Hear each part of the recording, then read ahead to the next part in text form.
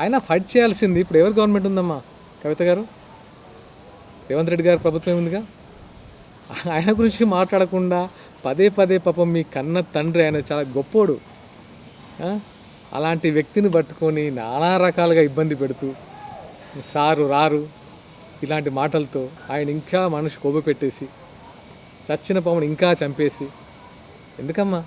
నువ్వు ఫైట్ చేయాల్సింది కాంగ్రెస్ ప్రభుత్వం మీద. ఇప్పుడు కాంగ్రెస్ ప్రభుత్వం నడుస్తుంది, వాళ్ళు ప్రజల కోసం ఏం చేశారో వాటి మీద ప్రశ్నించు. నిజంగా 2.1 మెచ్చుకుంటాం మేము.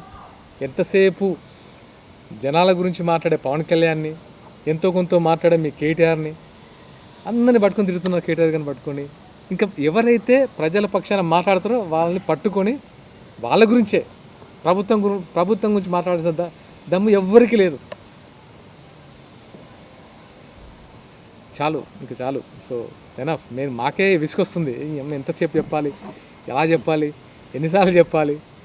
ఒకే పాట మీరు పాడుతుంటే మళ్ళీ మీకు ఆ పాటకి ఆన్సర్ చెప్పాలంటే మాకే విసుగొస్తుంది. మేము ప్రజల్లోకి వెళ్ళాలనుకుంటున్నాం, ప్రజా సమస్యల మీద ఫైట్ చేయాలనుకుంటున్నాం, తెలుసుకుంటాం, మేము ప్రజల్లోనే ఉన్నాం. కానీ ఇప్పుడు మమ్మల్ని